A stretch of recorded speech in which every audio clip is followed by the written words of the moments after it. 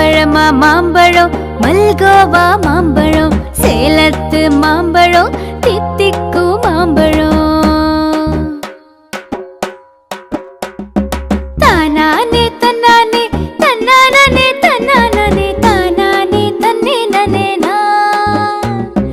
தானானே தன்னானே தன்னானே தன்னானே தானானே தன்னே நனே நானா.